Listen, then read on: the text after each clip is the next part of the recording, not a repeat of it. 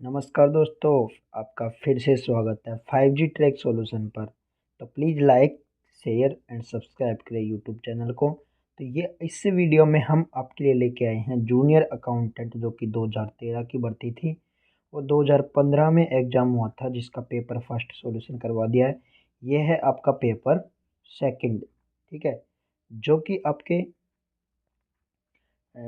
Book keeping, accounting, BM auditing and economics in RSR, GF and AR, इनसे संबंधित subject के इसमें सारे क्वेश्चन हैं। ठीक है, तो 150 क्वेश्चन के होता है ये पेपर। ठीक है, तो आते हैं हम बिना टाइम खराब किए हुए पहले क्वेश्चन पर। तो वीडियो को दोस्तों लाइक करें और शेयर करें ज़्यादा से ज़्यादा। ठीक है, हमने आपको 2011 के भी जो पेपर आरपीएससी ने करवाए थे जूनियर अकाउंटेंट के, वो भी हमने आपको उपलब्ध करवा दिए हैं। तो इस वीडियो में हम आपके लेकर आए थे पेपर सेकंड। ठीक है, पेपर सेकंड जो आरपीएससी ने 2015 में करवाया था, और ये एग्ज़ाम रिवाइज हुई थी, इसके दो दो पेपर और हैं, वो भी आपको वीडियो में डाल दिए गए हैं। ठीक है, यूट्यूब चैनल पे, तो आप देख सकते हैं। तो आपका क्वेश्चन है फर्स्ट, पहला क्वेश्चन है इसमें बैंकिंग से संबंधित है। ठीक है, ये कॉमर्स से संबंधित ऑप्शनल पेपर है ये। ठीक है, तो इसमें पहला क्वेश्चन है, 4,000 का स्टॉक आग में नष्ट हो गया। यह स्टॉक पूरी तरह से बीमा कंपनी द्वारा बीमित था। इसकी लेखा प्रविष्टि होगी, तो इसकी अकाउंटिंग मतलब ऑडिट कैसे होंगे, इसको ऑडिट कैसे करेंगे। ठीक है, तो इसकी ऑडिट होएगी, भाई आग में नष्ट हो गया तो ये इंश्योरेंस के रूप में फोर्थ ऑप्शन होगा। ठीक है, क्या होगा, फोर्थ है इंश्योरेंस क्लेम्स, ये हो जाएगा 4,000, और ट्रेडिंग अकाउंट हो जाएगा 4,000। ठीक है, तो ऑप्शन फोर्थ। नेक्स्ट क्वेश्चन,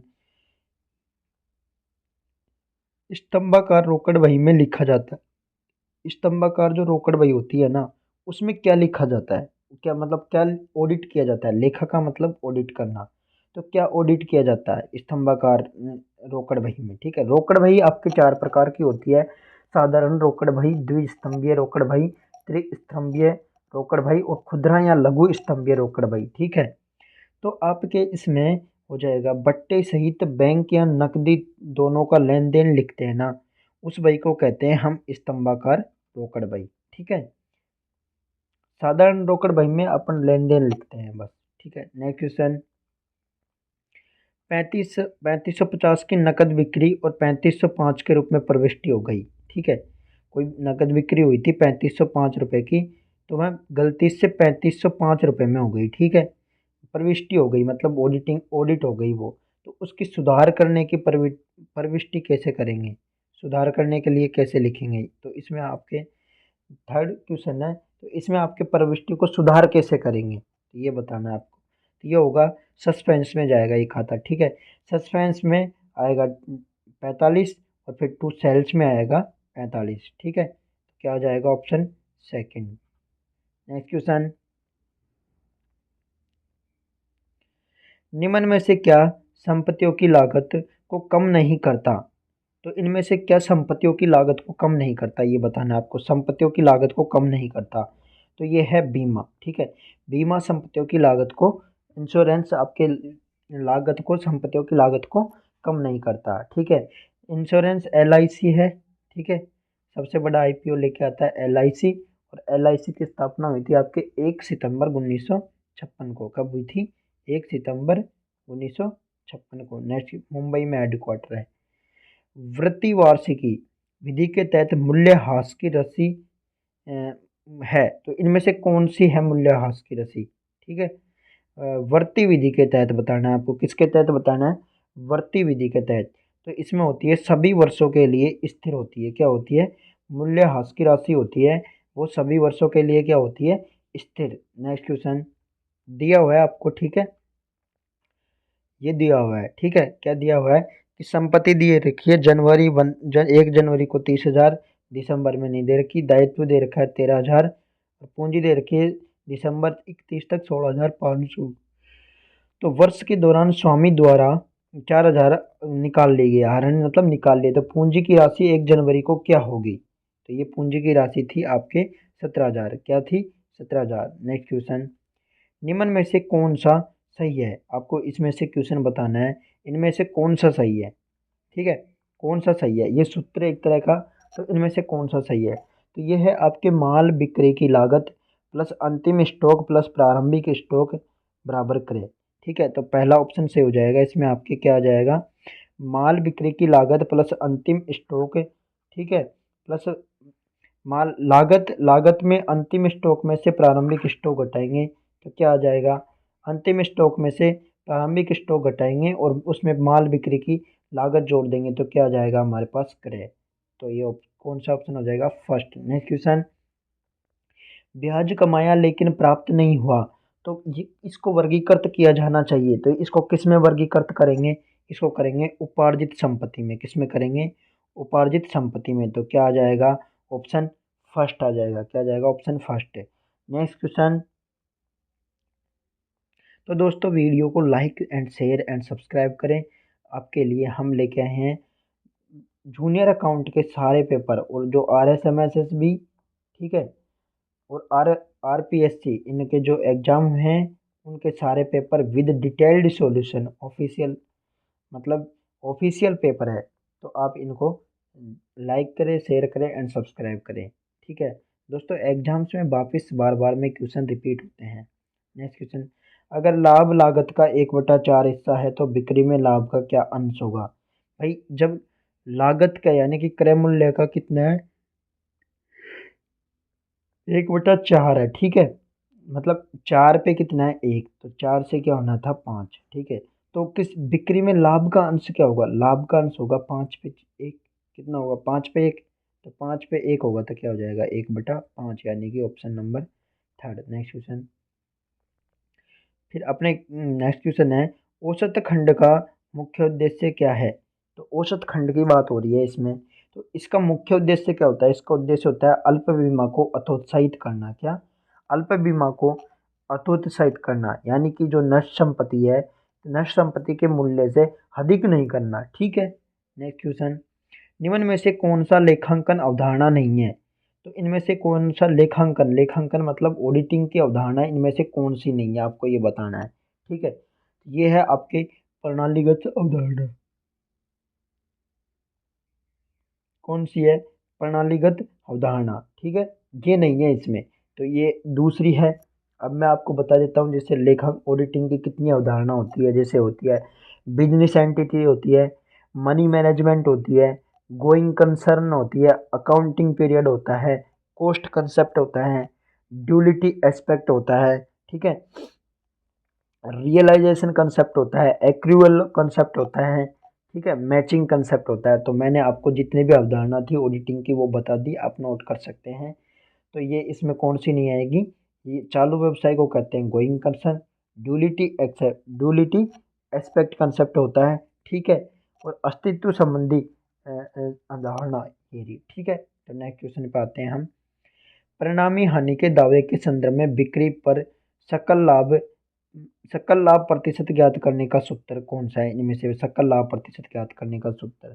ठीक है, तो इसमें हो जाएगा आपके पिछले वर्ष का कर से खरा लाभ, पिछले वर्ष का कर से पूर्व खरा लाभ, उसमें अगर बीमित स्थिर व्यय जोड़ देंगे और उसमें डिवाइड करेंगे पिछले लेखा वर्ष की कुल बिक्री का, तो प्रतिशत ज्ञात करने के लिए 100 से गुणा कर देंगे तो आपके पास क्या हो जाएगा, थर्ड ऑप्शन से हो जाएगा। ठीक है।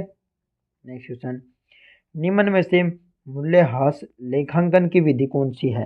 तो इनमें से मूल्यह्रास के लेखांकन में मूल्यह्रास होता है इन्फ्लेशन, ठीक है, उसकी ऑडिटिंग की विधि कौन सी, ऑडिटिंग मेथड बताना है आपको। ठीक है, तो इसमें हो जाएगा आपके, ये हो जाएगी रिक्तीकरण इकाई विधि। ठीक है, क्या हो जाएगी, रिक्तीकरण इकाई विधि।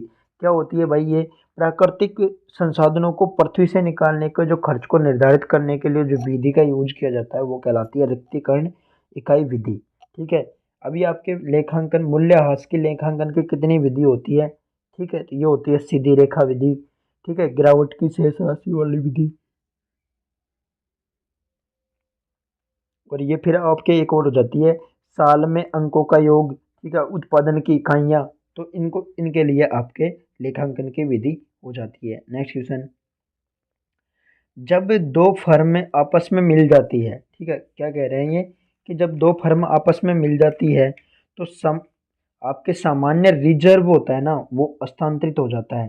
सामान्य रिजर्व हस्तांतरित होता है तो किस में हो जाता है, जितने भी साझेदार हैं ना उसके उसमें हस्तांतरित हो जाएगा। किस में हो जाएगा, जो जितने भी साझेदार हैं उनमें हो जाएगा। ठीक है, सभी साझेदारों के खाते में हस्तांतरित हो जाएगा। नेक्स्ट क्वेश्चन,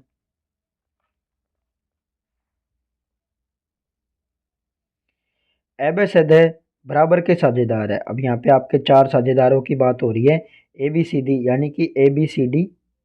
ठीक है, ए बी सी डी चार साझेदार है और एक विमान दुर्घटना में मर जाते हैं तो दुर्घटना का परिणाम क्या होगा, दुर्घटना का परिणाम होगा कि फर्म के विघटन होएगा ना, उसके साथ साथ ही साझेदारी का विघटन हो जाएगा। तो आपके पास क्या आ जाएगा, थर्ड ऑप्शन आ जाएगा, फर्म का विघटन होने के साथ ही साझेदारी का विघटन हो जाएगा। नेक्स्ट क्वेश्चन, अदत्त व्यय खाता है, इसमें से आपको बताना है कि कौन सा अदत्त व्यय खाता है, कौन सा अदत्त व्यय खाता है।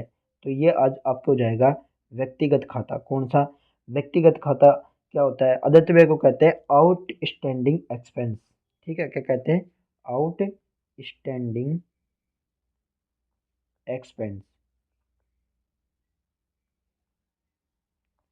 तो ये किस में आता है, आउटस्टैंडिंग एक्सपेंस अकाउंट व्यक्तिगत खाते में आता है। नेक्स्ट क्वेश्चन, अगर एक स्टोर की मूल्य वृद्धि 25% है तो मार्जिन होना चाहिए। भाई मूल्य वृद्धि 25% होगी, यानी कि 4 से कितनी हो रही है, 5, तो मार्जिन कितना होते हैं, 5 से 4 होएगा, यानी कि एक एक घटेगा 5 पे तो क्या हो जाएगा 20%। नेक्स्ट क्वेश्चन, प्राथमिक निर्धारण पर प्राथमिक निर्धारण पारिभाषिक शब्द किसके लिए उपयोग किया जाता है। तो प्राथमिक निर्धारण शब्द किसके लिए यूज में किया जाता है, तो ये किया जाता है आपके चिट्ठा, चिट्ठा को इंग्लिश में बोलते हैं बैलेंस शीट। क्या बोलते हैं, बैलेंस शीट। तो बैलेंस शीट के लिए किसका उपयोग किया जाता है, आपके प्राथमिक निर्धारण, इसको बोलते हैं मार्शलिंग। क्या बोलते हैं, मार्शलिंग। अब क्या होती है ये प्राथमिक निर्धारण की process of arranging the items of a balance sheet. ठीक है, एसेट्स या लाइबिलिटीज इनको एक क्रम के अनुसार अरेंज करना, तो ये क्या कहलाता है, प्राथमिक निर्धारण। किसमें होता है, balance sheet. Next question, bank द्वारा चेक पर एनएसएफ चिन्हित करके लौटा दिया जाता है तो उसका मतलब क्या होता है। बैंक अगर चेक को एनएसएफ लिख के लौटा देता है तो उसका मतलब क्या होता है, उसका मतलब होता है कि एनएसएफ का मतलब होता है नॉन सफिशिएंट फंड। क्या होता है, नॉन सफिशिएंट फंड। क्या होता है, नॉन सफिशिएंट फंड। इसका मतलब होता है आपके खाते में पर्याप्त राशि नहीं है, आपके खाते में क्या नहीं है, पर्याप्त राशि। ठीक है, नेक्स्ट क्वेश्चन है, गार्नर बनाम मुर्रे ये निर्णय दिया था, तो कब दिया था ये निर्णय, ये दिया था आपके फर्स्ट 1904 में। ठीक है, गार्नर बनाम मुर्रे निर्णय। नेक्स्ट क्वेश्चन, तो वीडियो को दोस्तों like and share and subscribe करें, अपने यूट्यूब चैनल को ज़्यादा से ज़्यादा शेयर करें। आधुनिक लेखांकन प्रणाली के जनक कौन थे, तो ये थे आपके लुकास पेसियोली। कौन थे, आधुनिक, इंपॉर्टेंट क्वेश्चन है, मॉडर्न ऑडिटिंग सिस्टम, तो इसके लिए जनक कौन थे इसके, लुकास पेसियोली। नेक्स्ट क्वेश्चन, आकस्मिक देयता के आकस्मिक देयता के प्रदर्शन का कारण क्या है, तो ये है आपके संपूर्ण प्रकटीकरण की परंपरा। क्या है, संपूर्ण प्रकटीकरण की परंपरा आकस्मिक देयता के प्रदर्शन का कारण है। संपूर्ण प्रकटीकरण की परंपरा का मतलब होता है कन्वेंशन ऑफ फुल डिस्क्लोजर। ठीक है, नेक्स्ट क्वेश्चन, लेखांकन के दूरदर्शिता सिद्धांत के संबंध में निम्न में से क्या सत्य है। तो लेखांकन का जो दूरदर्शिता का सिद्धांत है उसके संबंध में क्या यहाँ पे सत्य है, इनमें से कौन सा ऑप्शन सत्य है, तो ये है आपके भावी हानियों को ध्यान में रखना। क्या है, भावी हानियों को ध्यान में रखना क्या कहलाता है, दूरदर्शिता का सिद्धांत। ठीक है, नेक्स्ट क्वेश्चन, एक व्यवसाय की संपत्ति है आपके 44,312, कितनी है, 44,312, कितनी है, 44,312, और पूंजी 13,200 है, तो दायित्व की राशि क्या होगी, तो ये 44,312, इसमें से अगर अपन 13,210 घटाएंगे तो वो क्या आ जाएगी, दायित्व की राशि, जो कि कितनी आ जाएगी आपके 31,102। नेक्स्ट क्वेश्चन, एकल प्रविष्टि विधि में लाभ की गणना करने का सूत्र कौन सा है, तो एकल प्रविष्टि विधि में लाभ की गणना के सूत्र करने के लिए कौन सा है इनमें से, तो आपके हो जाएगा, ये हो जाएगा अंतिम पूंजी प्लस आहरण। अंतिम पूंजी में आहरण जोड़ लेंगे और अतिरिक्त पूंजी और प्रारंभिक पूंजी को घटा देंगे तो आपके पास क्या जाएगा, थर्ड ऑप्शन क्या हो जाएगा, थर्ड ऑप्शन अंतिम पूंजी प्लस आहरण जोड़ लेंगे, ठीक है, और अतिरिक्त पूंजी और प्रारंभिक पूंजी को घटा देंगे। क्या करेंगे, अतिरिक्त पूंजी और प्रारंभिक पूंजी को घटा देंगे। नेक्स्ट क्वेश्चन, अभ्यर्थियों की बड़ी संख्या को कम करके छोटे समूह में परिवर्तित करने की प्रक्रिया को क्या कहते हैं, तो ये कहते हैं चयन, यानी कि सिलेक्शन। क्या कहेंगे, सिलेक्शन, ठीक है। नेक्स्ट क्वेश्चन, वित्त का सबसे बड़ा स्रोत है, इनमें से सबसे बड़ा वित्त का सबसे बड़ा स्रोत स्रोत क्या है, तो ये है आपके प्रतिधारित आय, ठीक है, क्या है, प्रतिधारित आय, यानी कि रिटेन्ड अर्निंग्स, क्या कहते हैं इनको, रिटेन्ड अर्निंग्स। नेक्स्ट क्वेश्चन, विनिमय साध्य विलेख, विनिमय साध्य विलेख अधिनियम में सम्मिलित है चेक, विनिमय पत्र और क्या सम्मिलित है, तो ये आएगा आपके प्रतिज्ञा पत्र। क्या है, चेक होता है एक विनिमय पत्र होता है और एक प्रतिज्ञा पत्र, तो आपके ऑप्शन ए सही हो जाएगा।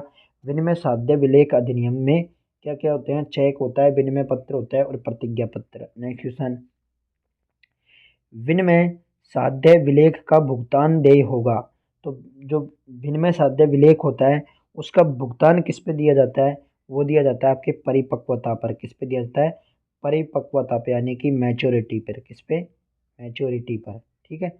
नेक्स्ट क्वेश्चन, कृत्रिम कंपनी को कृत्रिम व्यक्ति इसलिए कहा जाता है क्योंकि यह केवल कानून के चिंतन ध्यान में मौजूद है। किसके ध्यान में मौजूद है, ये केवल कानून ही इसको जानता है कंपनी को। नेक्स्ट क्वेश्चन, कौन से एक उद्यमी होने का लाभ नहीं है, तो इनमें से कौन सा ऑप्शन है जो उद्यमी होने का लाभ नहीं है, ठीक है, तो ये होता है और असफलताओं के लिए स्वयं पूर्ण रूप से जिम्मेदार होना, ये एक उद्यमी होने का लाभ नहीं होता है, ठीक है। नेक्स्ट क्वेश्चन,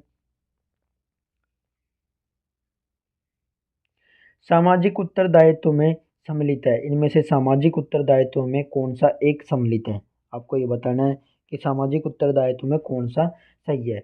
व्यावसायिक उपक्रमों द्वारा स्वैच्छिक कार्रवाई करना सही है, शक्ति एवं उत्तरदायित्व में संतुलन स्थापित करना सही है, नैतिक उत्तरदायित्व को मान्यता देना सही है, तो क्या हो जाएगा आपके उपरोक्त सभी। नेक्स्ट क्वेश्चन, निम्न में से कौन सा वित्त का आंतरिक स्रोत है, इनमें से आपको बताना है कि कौन सा स्रोत वित्त का आंतरिक स्रोत है। वित्त का आंतरिक स्रोत कौन सा है, ठीक है, क्या, वित्त का आंतरिक स्रोत ये है तो आपके पुनर्नियोजन। क्या है, पुनर्नियोजन, इसको बोलेंगे प्लॉगिंग बैग। क्या बोलेंगे, PLAUGHING बैग, ठीक है, प्लॉगिंग बैग। नेक्स्ट क्वेश्चन, वित्तीय संस्थानों द्वारा ऋण कोषों का उपयोग एक स्थिर लागत पर करना कहलाता है, तो वित्तीय संस्था जब ऋण कोषों का उपयोग एक स्थिर लागत पर करती है तो वो क्या कहलाता है, ये कहलाता है आपके समता पर व्यापार। क्या कहलाता है, समता पर व्यापार, यानी कि ट्रेडिंग ऑन इक्विटी। क्या, trading on equity. Next question, GPRS पर अधिक समय से संग्रहित संकोचित प्रभावकारिता विज्ञापन को क्या कहा जाता है, तो इसको जब अधिक समय से संग्रहित या संकोचित प्रभावकारिता विज्ञापन को कहते हैं घिस डालना। क्या कहलाता है, घिस डालना, यानी कि वीरोट। क्या, वीरोट। नेक्स्ट क्वेश्चन, निम्न में से कौन सी भर्ती का आंतरिक स्रोत नहीं है, तो भर्ती का आंतरिक स्रोत इनमें से स्थानांतरण होता है, पदोन्नति होती है, आंतरिक विज्ञापन होता है, प्रतिनियुक्ति नहीं होती। प्रतिनियुक्ति को बोलते हैं डेपुटेशन। क्या बोलते हैं, डेपुटेशन। पदोन्नति को बोलते हैं प्रमोशन, स्थानांतरण को ट्रांसफर, ठीक है। नेक्स्ट क्वेश्चन, अंगूर लता एक प्रकार का है, तो अंगूर लता एक प्रकार का किस प्रकार का संप्रेषण है, ये है अनौपचारिक संप्रेषण, यानी कि इनफॉर्मल कम्युनिकेशन। नेक्स्ट क्वेश्चन, निम्न में से कौन सा संप्रेषण की बाधाओं को दूर करने हेतु एक सुझाव नहीं है, ठीक है, इनमें से कौन सा सुझाव नहीं है जो संप्रेषण की बाधाओं को दूर करने के लिए सुझाव इनमें से नहीं है, तो ये होता है आपके सूचनाओं का अतिभार। ये नहीं होता, ठीक है, संगठन संरचना होना चाहिए, कार्य स्थिति होना चाहिए, व्यक्तिक भिन्नता होनी चाहिए, सूचनाओं का अतिभार यानी कि इंफॉर्मेशन ओवरलोड नहीं हो सकता, ठीक है। नेक्स्ट क्वेश्चन, समन्वय प्रबंध का सार है, समन्वय प्रबंध है उसका सार इनमें से कौन सा है, तो ये किसने दिया था, आपके कुंटज एंड ओडोनल ने। किसने, कुंटज एंड ओडोनल। निम्न में से कौन सी एक समन्वय की तकनीक है। इनमें से कौन सी एक समन्वय की तकनीक है आपको बताना है। इनमें से कौन सी समन्वय की तकनीकी है। तो ये है आपके स्वैच्छिक समूह कार्य भावना। कौन सी? स्वैच्छिक समूह कार्य भावना, voluntary group work spirit, voluntary group work spirit. Next question, भर्ती एक प्रक्रिया जिसमें भावी कर्मचारियों की खोज की जाती है, ठीक है, एवं उन्हें के लिए संगठन में आने को प्रोत्साहित किया जाता है। तो किसके लिए किया जाता है? जॉब्स के लिए। किसके लिए? जॉब्स यानी कि कर्ते के लिए, ठीक है। नेक्स्ट क्वेश्चन, डोनाल्ड डोनाल्ड क्रिकपैट्रिक जाने जाते थे, किसके प्रशिक्षण के लिए जाने जाते थे? डोनाल्ड क्रिकपैट्रिक, तो ये किए जाते थे आपके मूल्यांकन प्रतिमान के लिए। किसके लिए? डोनाल्ड क्रिकपैट्रिक किसके लिए जाने जाते थे? मूल्यांकन के प्रतिमान के लिए। नेक्स्ट क्वेश्चन, इनमें से कौन मानव संसाधन नियोजन की पूर्व आवश्यकता है? इनमें से कौन सी आवश्यकता जो मानव के संसाधन है उनके नियोजन की पूर्व आवश्यकता है? तो ये है आपके समय, धन और साधन। क्या है? समय, धन और साधन, ये नियोजन की पूर्व आवश्यकता है। नेक्स्ट क्वेश्चन, उपभोक्ता संरक्षण अधिनियम के तहत अंतर्गत शिकायत से आशय है, तो कौन सी शिकायत की जाती है? लिखित में आरोप। क्या किए जाते हैं? लिखित में आरोप दिए जाते हैं उपभोक्ता संरक्षण अधिनियम के तहत। नेक्स्ट क्वेश्चन, निम्न में से कौन औद्योगिक परोपकारी है? तो इनमें से कौन सा औद्योगिक परोपकारी है आपको ये बताना है। तो ये है आपके हेनरी फोर्ड। कौन है? हेनरी फोर्ड किस में आता है? औद्योगिक परोपकारी। नेक्स्ट क्वेश्चन, निम्न में से कौन सी विशेषता व्यवसाय की नहीं है? तो इनमें से कौन सी विशेषता एक व्यवसाय यानी कि ट्रेडिंग की नहीं है? इनमें से कौन सी विशेषता नहीं है? तो ये है आपके दूसरों के लिए काम नहीं किया जाता है, इसमें खुद के लिए काम किया जाता है, ठीक है। माल सेवाओं का आदान प्रदान किया जाता है। जोखिम और अनिश्चितताओं पर भी ध्यान दिया जाता है। एक नियमित आधार पर विनिमय किया जाता है, ठीक है, लेकिन दूसरों के लिए काम नहीं किया जाता। सामाजिक सामाजिक उत्तरदायित्व के 4 प्रकारों में कौन सा शामिल है? तो सामाजिक उत्तरदायित्व के 4 प्रकार है। वो चारों प्रकार कौन से हैं? विधि होती है, लोकहितैषी होती है, आर्थिक होता है और नैतिक होती है। तो आपका फर्स्ट ऑप्शन हो जाएगा विधि, लोकहितैषी, आर्थिक और नैतिक, ठीक है। तो ये सामाजिक उत्तरदायित्व है। केंद्रीय उपभोक्ता संरक्षण परिषद को कार्यकाल कितने वर्ष का होता है? केंद्रीय उपभोक्ता संरक्षण परिषद का कार्यकाल होता है आपके 3 वर्ष का। कितने वर्ष का होता है? 3 वर्ष का। निम्न में से कौन सा एक कंपनी की विशेषता है? तो इनमें से कौन एक कंपनी की कौन सी विशेषता है? यह स्वामित्व का प्रबंध से पृथकीकरण करना, यानी कि स्वामित्व का जब प्रबंधन से क्या कर देना? पृथकीकरण कर देना, ठीक है। तो जैसे separation of ownership from management, separation of ownership from management, ठीक है। नेक्स्ट क्वेश्चन, यह कथन किसका है? व्यवसाय समाज का एक अंग है। मतलब व्यवसाय यानी कि व्यापार एक समाज का अंग है, ये किसने कहा था? तो ये कहा था आपके पीटर एफ ड्रकर ने। किसने कहा था? पीटर एफ ड्रकर ने। नेक्स्ट क्वेश्चन, अंकेक्षक अंकेक्षक निम्न रूप में होता है। तो अंकेक्षक को क्या कहा जाता है? तो ये आपके आएगा चौकसी कुत्ता। क्या कहा जाता है अंकेक्षक को? अंकेक्षक यानी कि ऑडिटर, ठीक है। तो ऑडिटर को क्या कहा जाता है? चौकसी कुत्ता। आंतरिक जांच की पूर्ण प्रणाली का एक हिस्सा है। तो आंतरिक जांच किस प्रणाली का हिस्सा है आपको ये बताना है। आंतरिक जांच, तो ये है आपके आंतरिक नियंत्रण की प्रणाली का क्या है? पूर्ण हिस्सा। कौन सी प्रणाली का? आंतरिक नियंत्रण। संपत्तियों के सत्यापन में सम्मिलित है। तो संपत्तियों के सत्यापन में सम्मिलित नहीं है, ठीक है। इनमें से कौन सा सम्मिलित नहीं है संपत्तियों के सत्यापन में?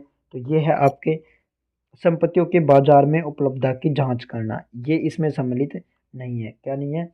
संपत्तियों की बाजार में उपलब्धता की जांच करना। और जब संपत्तियों के सत्यापन किया जाता है तो उनके मूल्य की जांच की जाती है, विद्यमानता की जांच की जाती है, स्वामित्व की जांच की जाती है, लेकिन उपलब्धता की जांच नहीं की जाती। नेक्स्ट क्वेश्चन, निम्न में से कौन सा अंकेक्षण का एक प्रकार नहीं है? तो कौन सा अंकेक्षण यानी कि ऑडिट का कोई कौन सा प्रकार नहीं है? इनमें से कौन सा नहीं है आपको ये बताना है, ठीक है। तो ये है आपके स्वास्थ्य अंकेक्षण। कौन सा?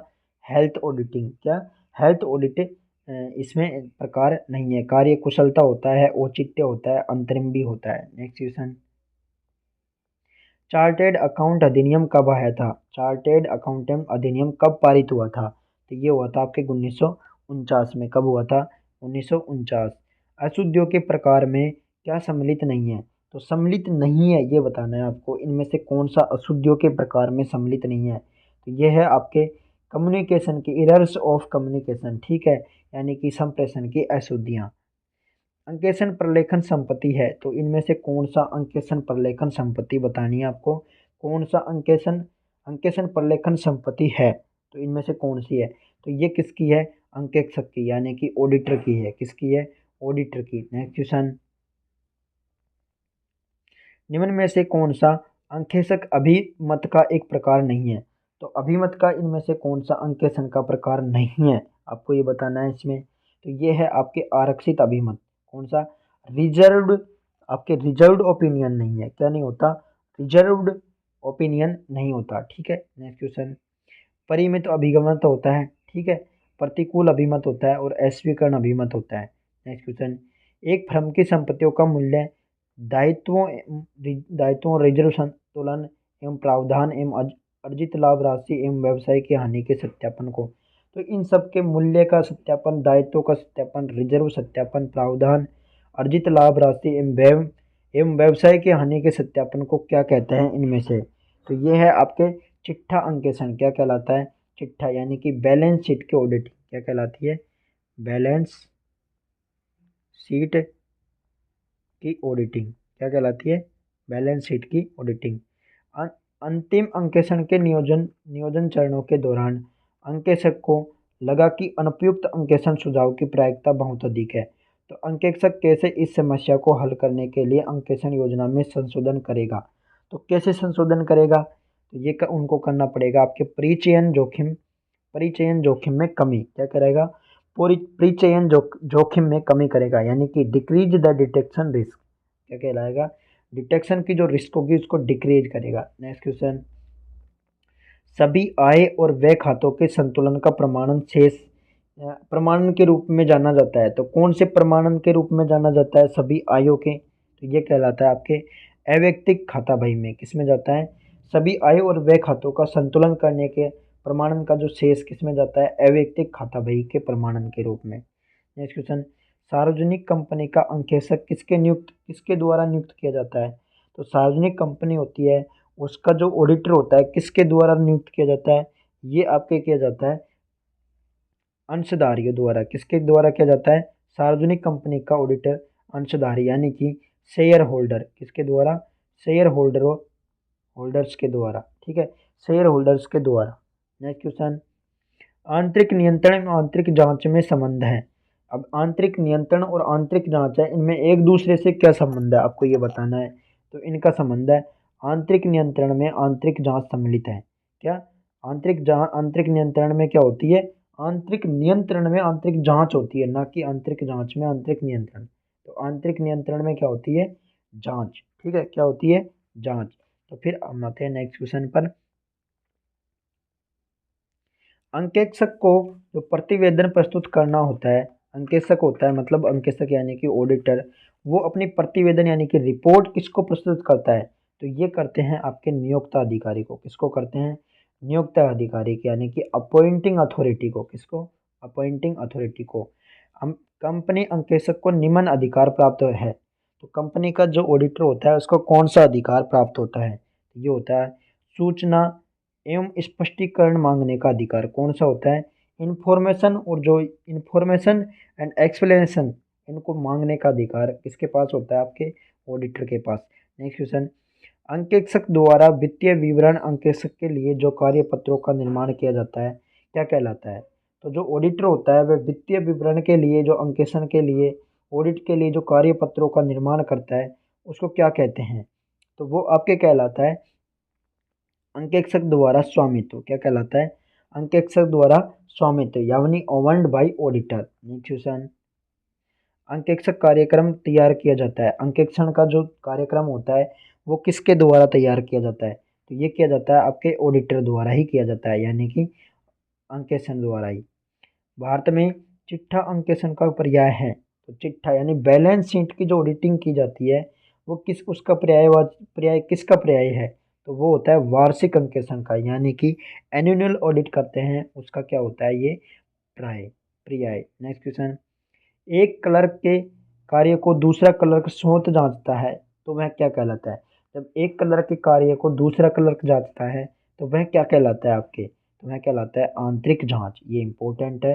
आंतरिक जांच किसे कहते हैं, जब एक क्लर्क के कार्य को दूसरा क्लर्क ऑटोमेटिक जांचता है तो क्या कहलाता है स्वतः आंतरिक जांच। नेक्स्ट क्वेश्चन,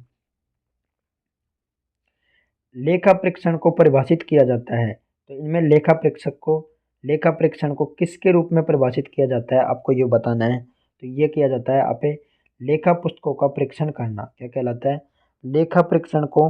लेखा पुस्तकों का जो परीक्षण किया जाता है ना उसको ही कहते हैं लेखा परीक्षण, ठीक है, ऑडिट टेस्टिंग। नेक्स्ट क्वेश्चन, अंकेक्षण प्रारंभ होता है जहाँ पे होता है, कहाँ पे होता है, जब अंकेक्षण प्रारंभ कहाँ पे होता है, जहाँ पे आपके क्या होता है अकाउंटिंग होती है, क्या होती है अकाउंटिंग, यानी कि लेखांकन होती है, क्या होती है लेखांकन, जहाँ पे होता है वहाँ पे अंकेक्षण प्रारंभ होता है। सतत निरंतर अंकेक्षण, सतत या निरंतर अंकेक्षण इनमें से कौन सा है, सतत या निरंतर, तो ये होता है आपके रेगुलर ऑडिट, क्या होता है रेगुलर ऑडिट, यानी कि नियमित अंकेक्षण।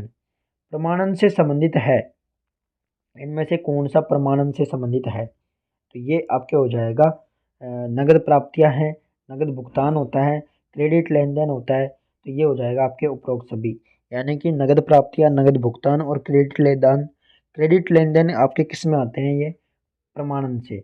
निम्न में से किसे अंकेक्षण की सीमा नहीं कहा जा सकता, तो इनमें से किसे ऑडिटिंग अंकेक्षण यानी कि ऑडिट की सीमा नहीं कहा जा सकता, तो ये हो जाएगा आपके अंकेक्षण प्रबंध व कर्मचारियों के लिए चेतावनी, क्या हो जाएगा अंकेक्षण प्रबंध एवं कर्मचारियों के लिए चेतावनी।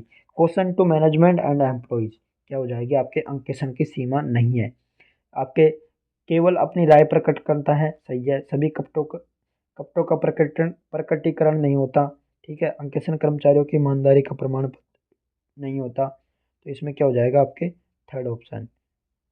नेक्स्ट क्वेश्चन, एक ऑडिटर को अधिकार है, तो एक ऑडिटर को कौन सा अधिकार है इनमें से आपको ये बताना है, ठीक है। तो ऑडिटर को आपके होता है स्पष्टीकरण लेने का होता है, ठीक है, पारिश्रमिक लेने का होता है, निरीक्षण करने का होता है और सूचना लेने का भी होता है, तो आपके क्या आ जाएगा उपरोक्त सभी। नेक्स्ट क्वेश्चन, राष्ट्रीय आय की गणना में दोहरी या बहुगणना की समस्या का समाधान किस विधि से होता है।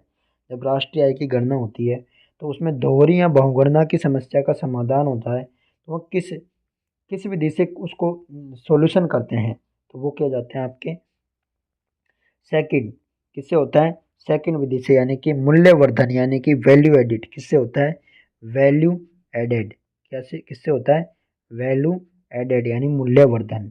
नेक्स्ट क्वेश्चन, निम्न में से कौन सा मुद्रा मुद्रा स्फीति का प्रकार नहीं है, तो निम्न में से कौन सा मुद्रा स्फीति का प्रकार नहीं है, इनमें से कौन सा नहीं है आपको बताना है। तो ये होता है आपके उपभोक्ता मूल्य स्फीति का, क्या होता है उपभोक्ता मूल्य स्फीति, यानी कि कंज्यूमर प्राइस इन्फ्लेशन, क्या होता है consumer price inflation. Next question, निम्नलिखित कथनों में से कौन सा भारतीय अर्थव्यवस्था की प्रकृति को दर्शाता है, तो भारतीय अर्थव्यवस्था की प्रकृति को इनमें से कौन सा दर्शाता है, ये दर्शाता है आपके यह अर्ध विकसित तथा विकासशील है। भारतीय अर्थव्यवस्था कौन सी है अर्ध विकसित है और विकासशील अभी इस वक्त। निम्नलिखित में से कौन सा भारत की 11वीं पंचवर्षीय योजना का प्रमुख उद्देश्य कौन सा है, इनमें से 11वीं पंचवर्षीय योजना का प्रमुख उद्देश्य इनमें से कौन सा है आपको ये बताना है।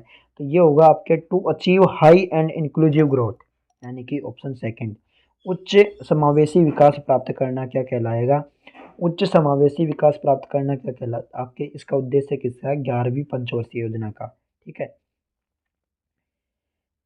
नेक्स्ट क्वेश्चन, नाबार्ड है, इनमें से नाबार्ड क्या है, नाबार्ड है आपके राष्ट्रीय कृषि एवं ग्रामीण विकास बैंक, क्या है राष्ट्रीय कृषि एवं ग्रामीण विकास बैंक।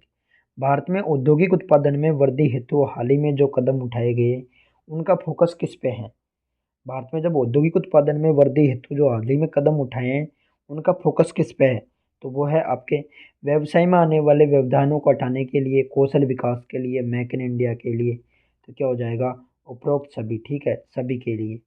भारत में सकल घरेलू उत्पाद जीडीपी के अनुमान हेतु वर्तमान में कौन सा आधार वर्ष है?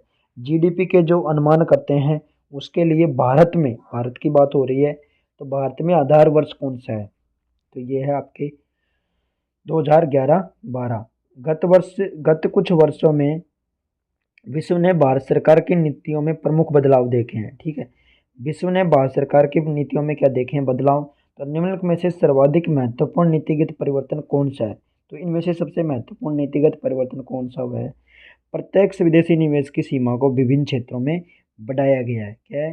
प्रत्यक्ष जो विदेशी निवेश है उसको उसकी सीमा को विभिन्न क्षेत्रों में क्या किया गया है? बढ़ाया गया है।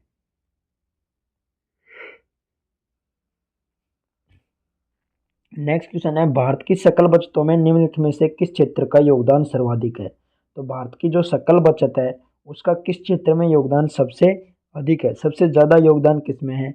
ये आपके होता है घरेलू क्षेत्र में। किस में होता है? घरेलू क्षेत्र में। नेक्स्ट क्वेश्चन, निम्नलिखित में से किस वर्ष राजस्थान में नई औद्योगिक एवं विदेश निवेश नीति पारित हुई है? निम्नलिखित में से किस वर्ष राजस्थान में नई औद्योगिक एवं निवेश नीति पारित हुई थी? तो औद्योगिक नीति हुई थी आपके 2010 में। कब हुई थी? 2010 में।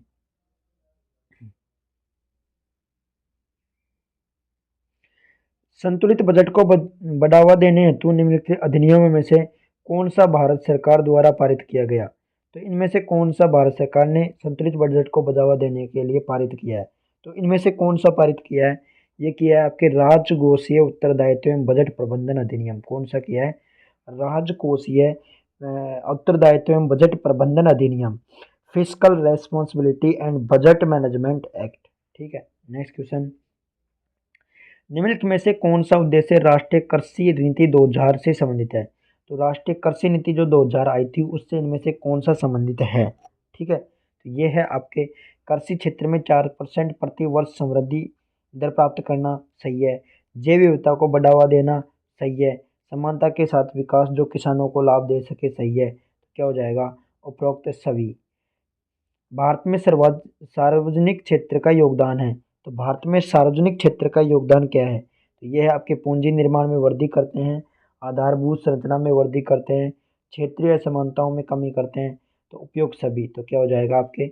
उपयुक्त सभी। राजस्थान राज्य में पर्यटन को बढ़ावा देने के लिए कौन से जिलों में मरु त्रिकोण शामिल किया गया है? तो इनमें से कौन सा मरु त्रिकोण में शामिल होता है? मरु त्रिकोण, तो ये होता है जेजेबी, यानी कि जोधपुर जैसलमेर बीकानेर। क्या हो जाएगा? सेकंड ऑप्शन, जोधपुर जैसलमेर बीकानेर, ठीक है। नेक्स्ट क्वेश्चन, सार्वजनिक आय और व्यय ऋण से किस आर्थिक नीति का संबंध है? सार्वजनिक आय और व्यय, ठीक है। सार्वजनिक आय, व्यय और ऋण, ठीक है। सार्वजनिक आय, व्यय और ऋण से किस आर्थिक नीति का संबंध है? तो ये हो जाएगा आपके राजकोषीय नीति से। किससे हो जाएगा? राजकोषीय नीति, यानी कि फिस्कल पॉलिसी। निम्नलिखित में से भारत में सर्वाधिक आयात की वस्तु कौन सी है? तो भारत सबसे ज़्यादा आयात किसका करता है? पेट्रोलियम उत्पाद का। किसका करता है? पेट्रोलियम उत्पाद, यानी कि पेट्रोलियम प्रोडक्ट। तो वह संस्थान जो भारत में राष्ट्रीय आय की गणना करता है, तो राष्ट्रीय आय की गणना कौन करता है? केंद्रीय सांख्यिकी संगठन, यानी कि सेंट्रल स्टेटिस्टिकल ऑर्गेनाइजेशन आपके किसकी गणना करता है? राष्ट्रीय आय की। नेक्स्ट क्वेश्चन, राजा जे चेल्लैया समिति का संबंध निम्न में से किससे है? जे चेल्लैया समिति का संबंध आपके है ये कर सुधार से। किससे हैं? कर सुधार से संबंधित, यानी कि टैक्स रिफॉर्म से संबंधित किसकी है? चेल्लैया समिति। ऊर्जा क्षेत्र में वर्तमान में सर्वाधिक योगदान किस घटक का है?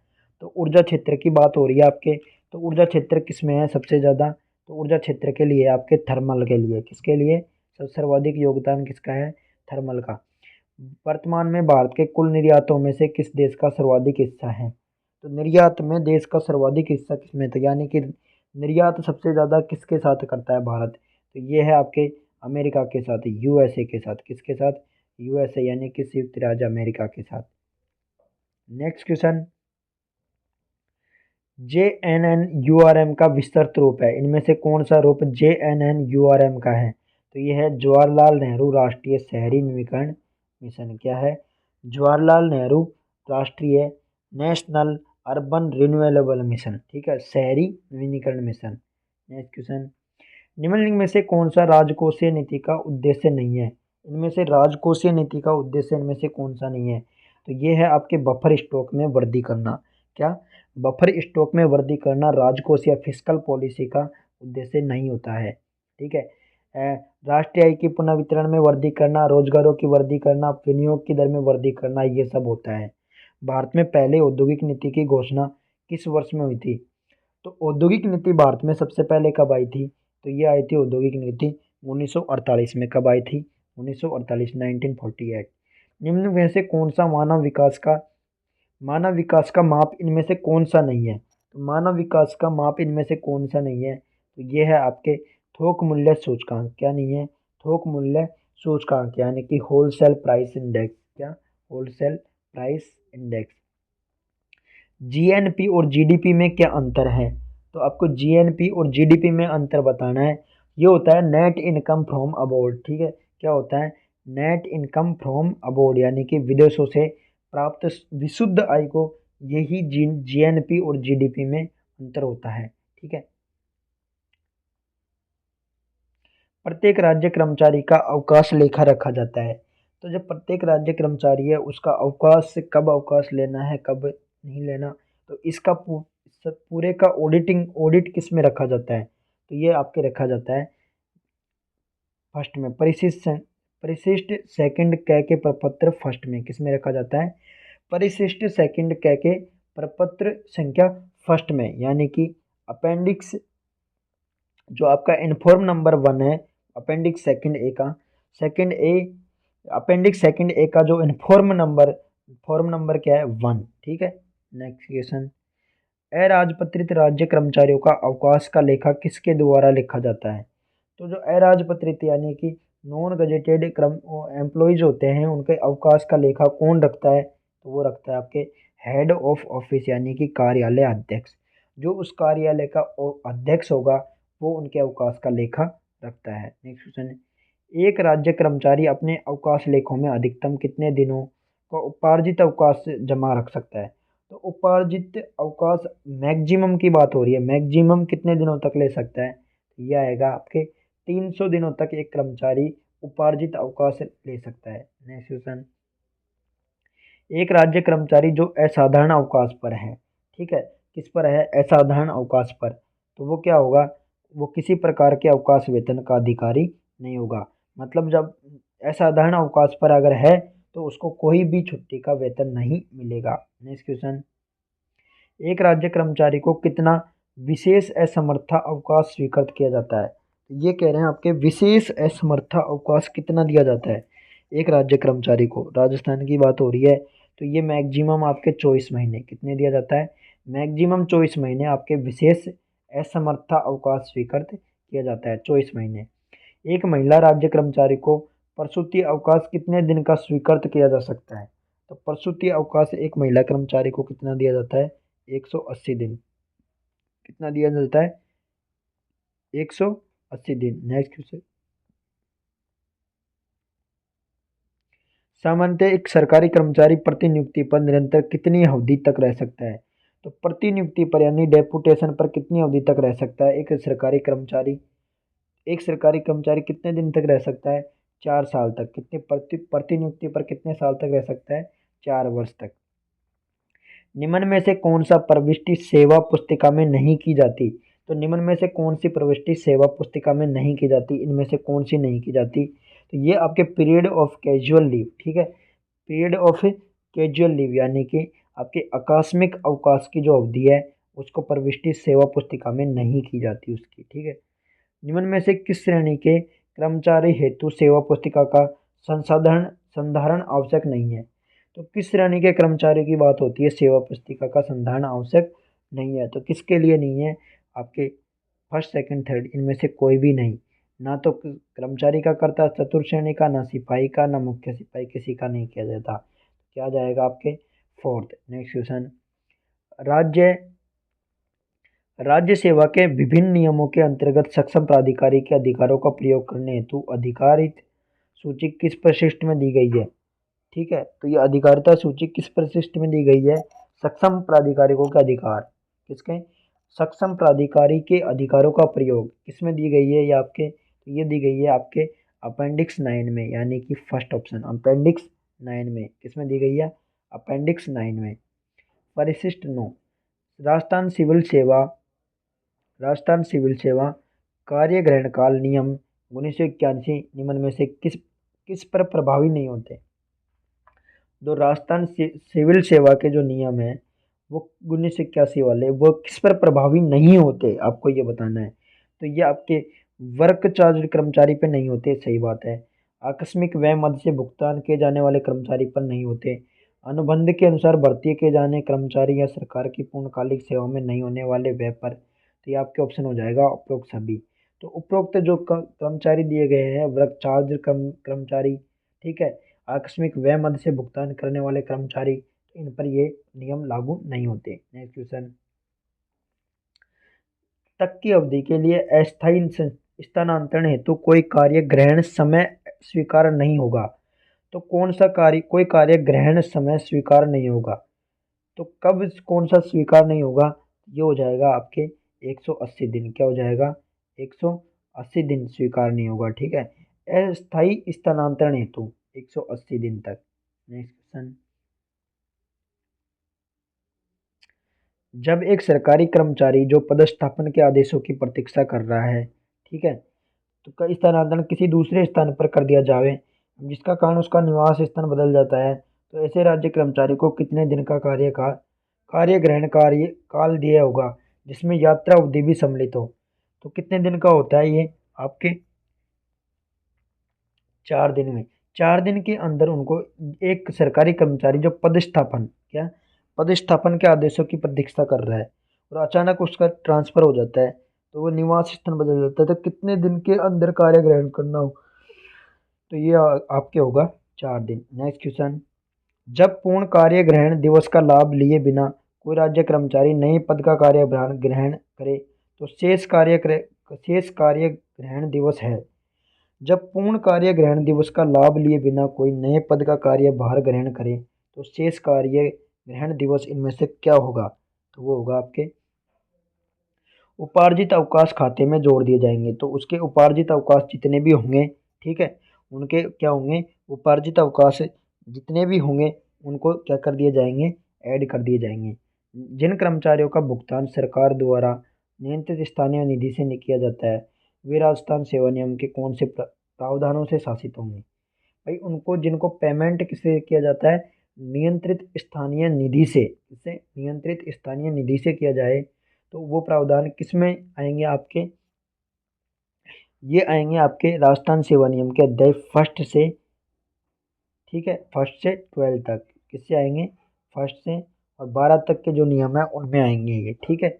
नेक्स्ट क्वेश्चन, यदि किसी राज्य कर्मचारी का स्थानांतरण उसके अवकाश काल में रहते हुए विदेशिक सेवा में हो जाता है तो उसका अवकाश पर रहना व अवकाश वेतन प्राप्त करना बंद हो जाएगा। जब उनका विदेशिक सेवा में, किसमें, वैदेशिक सेवा में स्थानांतरण हो जाता है तो आपका ये अवकाश वेतन प्राप्त करना बंद हो जाएगा। तो कौन सा हो जाएगा, ये हो जाएगा जब जब वो स्थानांतरण होंगे उसी दिनांक से इनका अवकाश वेतन प्राप्त करना क्या हो जाएगा, बंद हो जाएगा। नेक्स्ट क्वेश्चन है, पितृ पितृत्व अवकाश कितने दिन तक और कितनी बार स्वीकृत किया जाता है। पितृत्व अवकाश की बात हो रही है, ये कितने दिन तक और कितनी बार स्वीकृत किया जाता है, तो ये होता है आपके 15 दिन और 2 बार, क्या, 15 दिन और 2 बार स्वीकृत किया जाता है। एक पुरुष सरकारी कर्मचारी को बच्चा दत्तक यानी कि बच्चा ग्रहण गोद लेने के लिए अवकाश कितने दिन का स्वीकृत किया जाता है, तो ये ऐसा कोई नियम नहीं है, गोद लेने के लिए कोई अवकाश नहीं है। नेक्स्ट क्वेश्चन, भारत के संविधान के किस अनुच्छेद के तहत समेकित निधि गठित की जाती है, तो इसमें समेकित निधि कॉन्सोलिडेटेड फंड इनमें से कौन सी गठित की जाती है, तो इनमें से कौन सी से की जाती है, अनुच्छेद 266 किससे की जाती है, अनुच्छेद 266 से समेकित निधि का गठन आर्टिकल 266 के तहत किया जाता है और 256 के तहत राजस्थान राज्य और संघ के दायित्वों का प्रावधान आर्टिकल 256 में, ठीक है। नेक्स्ट क्वेश्चन, रूपांतरित अवकाश से तात्पर्य RSR के किस उपनियम में उल्लेखित अवकाश से है। तो ये किससे संबंधित है, आपके नियम 93 में। नियम 93 के उपनियम 2 में कौन सा है, रूपांतरित अवकाश। कौन से आते हैं इसमें, रूपांतरित अवकाशों से संबंधित कौन सा है, नियम 93 में। और नियम 94 किससे है, ये सेवा समाप्ति अवकाश, ठीक है। 95 किससे है, अवकाश अवधि सेवा व्यवधान नहीं है, अवकाश अवधि का सेवा में व्यवधान नहीं है। और 96 किस में आता है आपके असाधारण अवकाश के लिए, किसके लिए आता है, असाधारण अवकाश। उच्च सेवा से तात्पर्य ऐसी सेवा से है जो क्या होती है, ये होती है चतुर्थ श्रेणी में सेवा में नहीं हो। उच्च सेवा को क्या कहते हैं, जो चतुर्थ श्रेणी में नहीं आती हो। महिलाओं के लिए राजस्थान सरकार की सेवा में प्रवेश पाने के लिए सामान्यतः अधिकतम आयु सीमा क्या है। महिलाओं के लिए राजस्थान सरकार की सेवा में प्रवेश पाने के लिए सामान्यतः अधिकतम आयु सीमा क्या है, आपको ये बताना है। तो अधिकतम आयु है प्रवेश पाने के लिए 42 साल, 42 ईयर्स। राजस्थान सेवा नियम के किस नियम में पदाधिकार के निलंबन का प्रावधान है। तो पदाधिकार का निलंबन इनमें से किसके द्वारा होता है, ये होता है रूल नंबर 17 के द्वारा। पदाधिकार का निलंबन किस में होता है, रूल नंबर 17। और 23, रूल नंबर 23, जब कर्मचारी नियोजन में ना रहे तो ऐसी स्थिति में। रूल नंबर 12, मेडिकल सर्टिफिकेट पे छूट है, ठीक है। और रूल नंबर 105, ये आपके अस्पताल के अवकाश के लिए। नेक्स्ट क्वेश्चन, राजस्थान सेवा नियम के किस नियम में प्रावधानित है कि अवकाश अधिकार के रूप में नहीं मांगा जा सकता।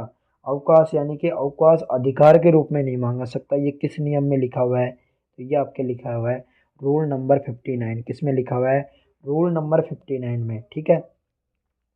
तो रूल नंबर 5 में क्या है, रूल नंबर 5 में है आपके आदेशों को लोकहित में करने का अधिकार। जो आदेश दिए जाते हैं राजस्थान सेवा नियम के तहत, उन आदेशों को लोकहित में करने का अधिकार, रूल नंबर 5, ठीक है। रूल नंबर 60 में क्या आता है, अवकाश का प्रारंभ में समाप्त होना क्या कहलाता है, आपके रूल नंबर 60 में आता है, क्या आता है, अवकाश का प्रारंभ होना व समाप्त होना। रूल नंबर 23 में क्या आता है, जब कर्मचारी नियोजन में ना रहे, ठीक है। तो ये इसमें किस में आता है, रूल नंबर 23। कर्तव्य से जानबूझकर अनुपस्थित रहने पर सरकारी कर्मचारी के विरुद्ध राजस्थान सेवा नियम के तहत किस नियम में कार्रवाई करने का प्रावधान है। तो इसमें से किस नियम में कार्रवाई की जाती है, जब कर्तव्य से जानबूझकर, अपनी ड्यूटी से जानबूझकर अनुपस्थित रहता है, उसके विरुद्ध कार्रवाई किस में की जाती है, तो ये की जाती है आपके रूल नंबर 86 में। किस में की जाती है, रूल नंबर 86 में। तो रूल नंबर 92 में किया जाता है, रूल नंबर 92 में किया जाता है विश्रामकालीन विभागों के लिए, ठीक है। विश्रामकालीन जो विभाग है उनके लिए पीएल की देयता किस में आती है, आपके रूल नंबर 92 में। और रूल नंबर 104 में प्रस्तावित अवकाश की निरंतरता में अन्य अवकाशों का संयोजन करते हैं। प्रस्तावित अवकाश की निरंतरता में अन्य अवकाशों का संयोजन करते हैं, तो ये इसमें किस में आती है, रूल नंबर 104 में, ठीक है। नेक्स्ट क्वेश्चन, विभिन्न प्राधिकारियों को वित्तीय शक्तियों का प्रत्योजन सामान्य विभिन्न प्राधिकारियों को वित्तीय शक्तियों का प्रत्योजन सामान्य वित्तीय लेखा नियमों के किस भाग में विहित है। विभिन्न प्राधिकारियों के वित्तीय शक्तियों का प्रत्योजन सामान्य वित्तीय लेखा नियमों के किस भाग में आता है, तो ये आता है आपके थर्ड में। किस में आता है, भाग थर्ड में। किस में आता है, भाग थर्ड में। नेक्स्ट क्वेश्चन, राजस्व प्राप्तियों के वर्गीकरण में जिन त्रुटियों का विभागीय अधिकारियों द्वारा पता लगाया जाता है तथा जिनमें लेखों के शुद्धिकरण और आवश्यक है, उनका विवरण किस प्रपत्र में संबंधित कोषाधिकारी के माध्यम से महालेखाकार को भेजा जाता है, तो वो क्या कहलाता है, तो वह कहलाता है आपके 127 में फर्स्ट GA 15। राजस्व प्राप्तियों के वर्गीकरण में जिन त्रुटियों का विभागीय अधिकारियों द्वारा पता लगाया जाता है तथा जिनमें लेखों के शुद्धिकरण आवश्यक है, उनका विवरण किस प्रपत्र में संबंधित कोषाधिकारियों के माध्यम में महालेखाकार को भेजा जाता है, तो ये किस में आता है, आपके GA 15 में आता है। नेक्स्ट क्वेश्चन, सामान्य वित्तीय एवं लेखा नियम के नियम 41 में अधीनस्थ कार्यालयों की आंतरिक जांच में लेखा परीक्षा की व्यवस्था किस संबंध में की गई है। सामान्य वित्तीय एवं लेखा नियमों के 41 में कौन सा, रूल नंबर 41 में क्या प्रावधान किए गए हैं, तो रूल नंबर आपके 41 में किए गए हैं रिसिप्ट्स के लिए। किसके लिए, प्राप्तियों के लिए, यानी कि रिसिप्ट्स के लिए, प्राप्तियों के लिए आपके रूल नंबर 41 में किए गए हैं। जब तक प्राधिकृत नहीं किया गया हो कोई भी कार्यालय सरकारी बकाया या अन्य धनराशि के पेटे अधिकतम कितनी राशि नकद में प्राप्त कर सकता है। कोई भी प्राधिकृत नहीं किया गया हो जब तक, ठीक, कितनी मैक्सिमम कितनी ले सकता है ये आपके 500 कितनी ले सकता है 500। नेक्स्ट क्वेश्चन, यदि सरकारी कार्यालय में जमा कराए गए धन की मूल रसीद जमाकर्ता द्वारा खो दी जाती है तो सरकारी कार्यालय जारी करता है। तो क्या जारी करता है आपके वो, तो ये जारी करते हैं आपके भुगतान प्राप्ति का प्रमाण पत्र निर्धारित फीस जमा कराने पर। एक निर्धारित फीस जमा होगी, उसका फिर आपके निर्धारित प्रमाण पत्र मिल जाएगा। ठीक है। नेक्स्ट क्वेश्चन, सरकार की ओर से राशि प्राप्त करने वाले सरकारी कर्मचारी द्वारा किस प्रपत्र में रोकड़ पुस्तिका का संधारण आवश्यक है। तो किस प्रपत्र में रोकड़ पुस्तिका का संधारण किया जाता है, तो ये किया जाता है आपके GA 48 में। किसमें किया जाता है, GA 48 में। नेक्स्ट क्वेश्चन, कब एक कार्यालय अध्यक्ष रोकड़ पुस्तिका में नकद शेष से सत्यापित करेगा, इस संबंध में प्रमाण पत्र अभिलिखित करके उस पर अपने हस्ताक्षर में दिनांक के साथ करेगा। तो वह किस में करता है, ये करता है आपके प्रत्येक माह के अंत में। किस में करता है, at the end of each month. क्या कब करता है, at the end of each month. सामान्य वित्तीय लेखा नियम के किस नियम में कैशियर के कर्तव्य हैं। तो कैशियर के कर्तव्य इनमें से कौन से नियम में आते हैं, नियम नंबर 60 में। ठीक है, सामान्य वित्तीय एवं लेखा नियम में किस में आते हैं, कैशियर के कर्तव्य नियम नंबर 60 में। नेक्स्ट क्वेश्चन, राज्य सरकार की वे वित्तीय शक्तियां जो किसी अन्य विभाग या प्राधिकारियों को प्रत्यार्जित नहीं की गई हो वो किसमें निहित होगी। तो राज्य सरकार की वे वित्तीय शक्तियां जो किसी अन्य विभाग या प्राधिकारी को प्रत्यार्जित नहीं की गई हो तो वह किसमें निहित होती है, तो ये होती है आपके वित्त विभाग में। किसमें निहित होती है, फाइनेंस डिपार्टमेंट में। नेक्स्ट क्वेश्चन, सामान्य वित्तीय लेखा नियम के किस नियम में स्वीकृतियां कब व्यापकगत होगी का प्रावधान है। तो स्वीकृतियां कब व्यापकगत होगी, तो ये किसमें, इसका प्रावधान किसमें है, रूल नंबर 72 में। किसमें है, रूल नंबर 72 में आपके स्वीकृतियां का व्यापकगत, ठीक है, स्वीकृतियों का व्यापकगत के हैं। नेक्स्ट क्वेश्चन, समस्त चेक द्वारा सरकारी सिक्योरिटी प्रेस से मुद्रित करवाए जाएंगे। तो समस्त चेक किसके द्वारा किए जाते हैं, सरकारी सिक्योरिटी प्रेस से। इन सभी चेकों को स्टॉक रखने और अभिलेख संधारित करने के लिए केंद्रीय कोषागार होगा। तो उपरोक्त सेट का चुनाव करना है, इनमें से केंद्रीय कोषागार कहाँ पे होगा, इन सब के लिए चेकों के लिए। ठीक है, तो इनको अब संधारित करने के लिए केंद्रीय कोषागार कहाँ पे होगा, ये होगा आपके निदेशक कोष एवं लेखा कोषागार जयपुर शहर। कहाँ होता है, निदेशक कोष एवं लेखा कोषागार जयपुर शहर में। सामान्य वित्तीय लेखा नियमों के किस नियम में बिल तैयार करने एवं उसके प्रारूपों के संबंध में प्रावधान किया गया है। तो बिल तैयार करने के लिए प्रारूप किससे संबंधित है, तो ये है आपके नियम नंबर 80 में। किसमें है, नियम नंबर 80 में बिल तैयार करने एवं उसके प्रारूप से संबंध प्रावधान है। एक साख पत्र कब व्यापकगत होता है, तो लैप्स कब होता है, एक साख पत्र कब व्यापकगत होता है आपके, ये वित्तीय वर्ष की समाप्ति पर जिसमें वह जारी किया गया हो, जिस वर्ष में वह जारी किया गया है उसकी वित्तीय वर्ष की समाप्ति होती है तो वह साख पत्र क्या हो जाता है, व्यापकगत। सामान्य नियम के रूप में वह क्या राशि है जिसके लिए सरकारी कार्यालय द्वारा चेक जारी नहीं किए जाते, तो वह सामान्य नियम के रूप में कौन सी राशि है जिसके द्वारा सरकारी कार्यालय द्वारा चेक जारी नहीं किए जाते। तो किसके द्वारा जारी नहीं किए जाते, लेस देन 100 रुपये। ठीक है, लेस देन 100 रुपीज़, क्या आ जाएगा आपके फोर्थ ऑप्शन, 100 रुपये से कम। सामान्य वित्तीय लेखा नियम का 255 है, तो ये 255 वाला नियम किससे संबंधित है, लेखा नियम का। यह है प्रतिदाय करने की प्रक्रिया से। किससे, प्रतिदाय करने की प्रक्रिया से, यानी कि प्रोसीड्यूर ऑफ रिफंड्स, यानी प्रतिदाय यानी रिफंड करने की प्रोसीड्यूर से संबंधित कौन सा है, 255। नेक्स्ट क्वेश्चन, एक राजस्व प्रतिदाय के लिए आदेश उसके जारी किए जाते हैं जाने के दिनांक से कितने माह तक प्रवर्त होगा। तो राजस्व प्रतिदाय को जो आदेश जारी किए जाते हैं तो वो किस दिनांक से कितने माह तक प्रवर्त रहता है, तो ये आपके रहता है 3 महीने तक। कितने महीने तक रहता है, 3 महीने तक। सामान्य वित्तीय एवं लेखा नियम के किस नियम में सार्वजनिक प्रयोजनों के लिए ली गई भूमि के लिए क्षतिपूर्ति का भुगतान करने हेतु अपनाई जाने वाली प्रक्रिया का प्रावधान है। तो सामान्य वित्तीय एवं लेखा नियमों में जो सार्वजनिक प्रयोजनों के लिए भूमि है उसको क्षतिपूर्ति का भुगतान करना होता है, तो उसका प्रावधान किस नियम में आता है? यह आता है आपके रूल नंबर 258 में। किस में आता है? रूल नंबर 258 में।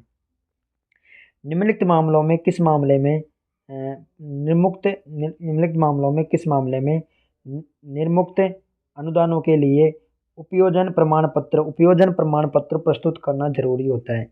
तो उपयोजन प्रमाण पत्र किस में प्रस्तुत करना जरूरी होता है? तो ये होता है आपके पंचायत समितियों के मामलों में विशिष्ट प्रयोजनों के लिए दिए गए अनुदानों के लिए। तो पंचायत समिति में विशिष्ट प्रयोजनों के लिए जो अनुदान दिए जाते हैं उसमें आपके उपयोजन प्रमाण पत्र प्रस्तुत करना जरूरी होता है। सामान्य वित्तीय एवं लेखा नियम का 292 का संबंध किससे है? तो 292 का संबंध किससे है? आपके डिस्क्रिशनरी ग्रांट्स किसके लिए होता है? डिस्क्रिशनरी ग्रांट्स के लिए। किसके लिए होता है? डिस्क्रिशनरी विवेकाधीन अनुदान। किसके लिए होता है? विवेकाधीन अनुदान से। ठीक है। नेक्स्ट क्वेश्चन, सार्वजनिक निकायों संस्थाओं और सांविधिक निकायों को सहायता अनुदान स्वीकृत करने एवं भुगतान करने के लिए स्वीकृति प्राधिकारियों और पूर्ण रूपेण पालन किए जाने वाले निर्देशों का प्रावधान सामान्य वित्तीय एवं लेखा नियम के किस नियम में आता है? तो सार्वजनिक निकायों एवं संस्थाओं के लिए जो सहायता अनुदान स्वीकृति करते हैं तो उनका भुगतान करने के लिए स्वीकृति प्राधिकारियों और पूर्ण रूपेण पालन करने वाले निर्देशों का प्रावधान किस में है? तो आपको ये बताना है कि किस में आता है? आपके नियम रूल नंबर 287 में आता है। किस में आता है? 287 में आता है। नेक्स्ट क्वेश्चन, तो दोस्तों वीडियो को लाइक करें और शेयर करें। ठीक है। 5G ट्रैक सॉल्यूशन पर आपके लिए RSMSSB और RPSC के राजस्थान पुलिस के सभी के paper official paper with solution के साथ है, तो आप यूट्यूब चैनल को सब्सक्राइब करें। ठीक है। और भारत के संविधान के किस अनुच्छेद में राज्य की आकस्मिक निधि किस में आती है? तो भारत में आर्टिकल संविधान के किस आर्टिकल में आती है आकस्मिक निधि? ये आती है आर्टिकल 267 सेकंड में। किस में आती है? 267 सेकंड में। नेक्स्ट क्वेश्चन, नियंत्रित अधिकारी को प्रेषित करने के लिए अधीनस्थ अधिकारियों द्वारा मासिक देयता विवरण किस प्रपत्र में बनाया जाता है? नियंत्रण अधिकारी को प्रेषित करने के लिए अधीनस्थ अधिकारियों द्वारा मासिक देयता विवरण किस प्रपत्र में बनाया जाता है? तो किस प्रपत्र में बनाया जाता है? GA 27 में। किस में बनाया जाता है?